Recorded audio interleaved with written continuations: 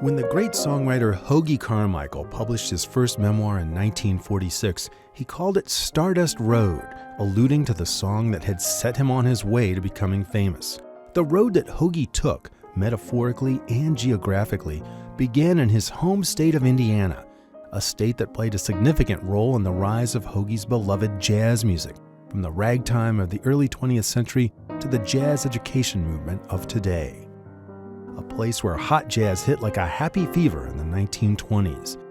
Hoagy Carmichael described the phenomenon.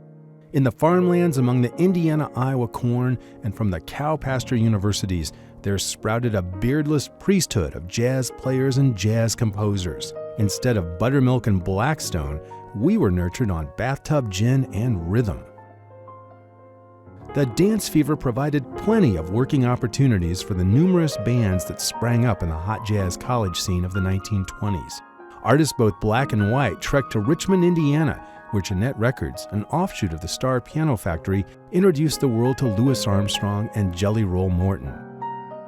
Back in Bloomington, Hoagy reveled in a growing passion for jazz, starting his own group, Carmichael's Collegians, which developed a reputation not only on campus, but in the region for entertaining young dancers.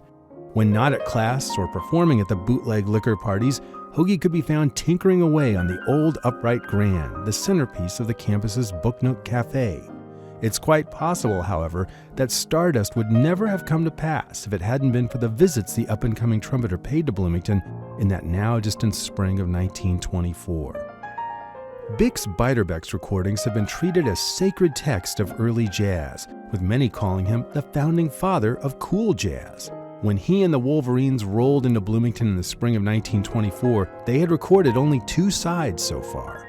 Carmichael had already met Beiderbecke at the Friars Inn, a jazz speakeasy in Chicago. He'd heard him play and had not been impressed. But by the end of 1923, Beiderbecke had made big gains in his strength and creativity as a player, and the Wolverines gave him his first consistent vehicle for displaying his talents across the Midwest.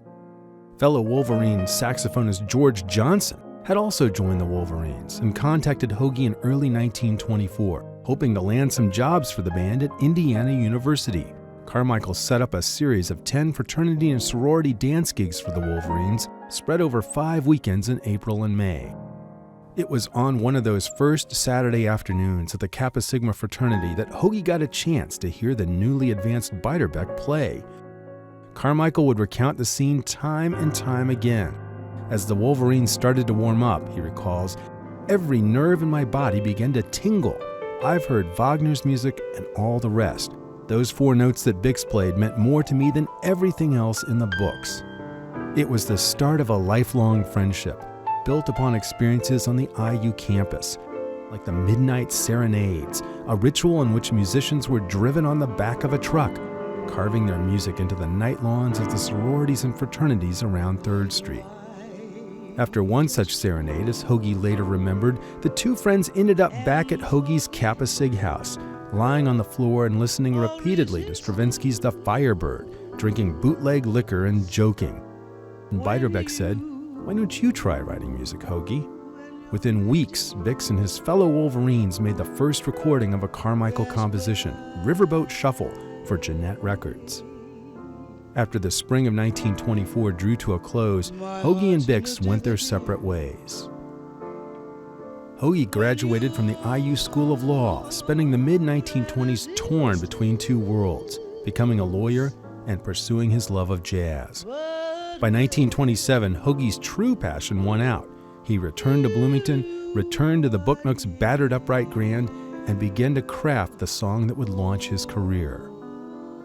On October 31st, at Jeanette, Hoagy recorded the first rendition of Stardust.